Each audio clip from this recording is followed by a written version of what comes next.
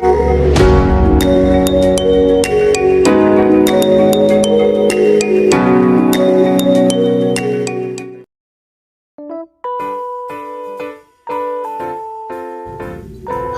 sobat semua, pernahkah kalian menanam pohon yang awalnya adalah biji, lalu bagaimana biji tersebut bisa tumbuh menjadi sebuah pohon? Yuk kita bahas. Nah, kali ini kita akan belajar mengenai pertumbuhan dan perkembangan. Apa itu pertumbuhan dan perkembangan? Pertumbuhan merupakan proses bertambahnya ukuran meliputi volume, massa, dan tinggi yang irreversibel.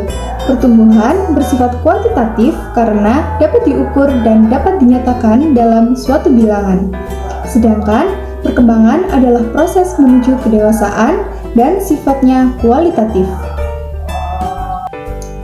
Selanjutnya adalah perkecambahan. Pertumbuhan biasanya diawali dari proses perkembangan biji.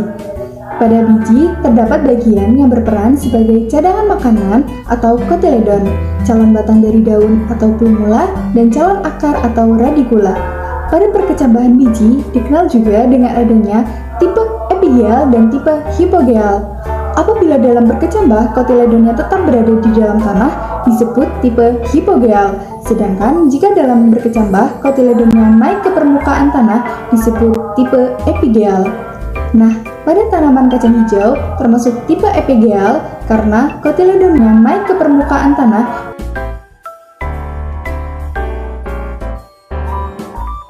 Halo teman-teman, kali ini saya akan memaparkan tentang hormon pada tumbuhan beserta fungsinya. Pertama, hormon auksin berfungsi merangsang pemajangan ujung batang, merangsang pertumbuhan akar lateral, serta merangsang pembentukan bunga dan buah. Kedua, hormon sitokinin berfungsi merangsang pembelahan sel dan merangsang pelebaran daun muda. Ketiga, hormon giberelin ditemukan pada jamur Gibberella fujikuroi, berfungsi mempengaruhi perkembangan embrio dan perkecambahan, menyebabkan tanaman kerdil menjadi normal dan merangsang pertumbuhan raksasa. Keempat, gas etilen dihasilkan oleh tanaman tua, berfungsi merangsang pemasakan buah sebelum waktunya. 5. Asam absitat berfungsi menyebabkan dormasi pada biji dan menghambat perkecambahan dan pertumbuhan. Keenam, hormon kalin berfungsi merangsang pembentukan organ pada tumbuhan. Sekian pembahasan hormon, tumbuhan, dan fungsinya. Faktor yang mempengaruhi pertumbuhan meliputi faktor luar atau eksternal, faktor dalam atau internal. Faktor luar yang mempengaruhi pertumbuhan antara lain suhu, cahaya, kelembaman, nutrisi, dan air. Sedangkan faktor dalam yang mempengaruhi pertumbuhan biasanya adalah hormon, hereditas, atau faktor keturunan. Selanjutnya, kita akan melakukan pengamatan pertumbuhan dan perkembangan pada biji kacang hijau. Tujuan dari pengamatan ini adalah untuk mengetahui pengaruh pada pertumbuhan dan perkembangan tanaman kacang hijau yang diletakkan pada tempat terang dan tempat gelap. Alat dan bahan yang diperlukan adalah botol plastik, kapas, biji kacang hijau, dan air. Cara kerjanya adalah yang pertama, siapkan biji kacang hijau, kapas, botol, dan air. Lalu, masukkan kapas secukupnya ke dalam botol.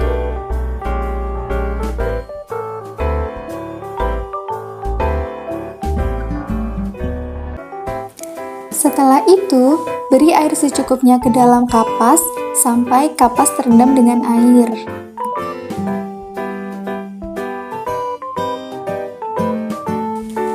Kemudian, masukkan biji kacang hijau sebanyak 5 buah biji setiap botolnya dan diletakkan secara berjauhan.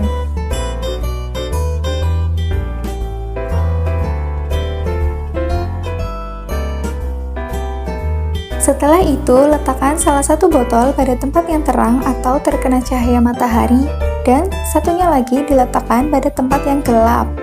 Pada hari pertama pengamatan disebut dengan biji dorma karena berada dalam fase dormasi, yaitu fase saat hormon asam absisat aktif yang menyebabkan dormasi atau istirahat, sehingga biji belum bisa menjadi kecambah.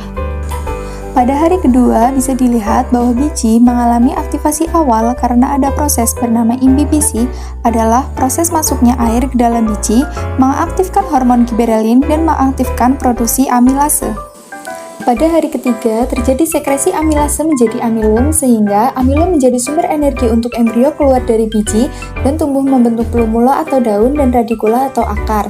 Namun, bisa dilihat pada biji yang ditanam di tempat gelap, hipokotilnya sudah tumbuh panjang.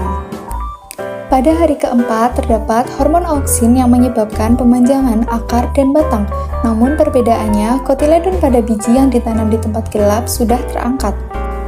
Pada hari kelima, terdapat hormon sitokinin pada batang yang menyebabkan bertambahnya volume batang dan merangsang daun muda untuk melebar. Dan dapat dilihat juga, batang pada biji yang ditanam di tempat gelap lebih panjang dan warna daunnya berwarna kuning. Berdasarkan pengamatan yang dilakukan selama 5 hari, dapat disimpulkan bahwa cahaya matahari sangat mempengaruhi pertumbuhan dan perkembangan biji kacang hijau. Pada tanaman yang terkena cahaya matahari, cenderung memiliki daun yang berwarna hijau dan batang yang kokoh, karena tumbuhan secara alami memanfaatkan cahaya matahari untuk proses fotosintesis, sehingga daun memproduksi klorofil.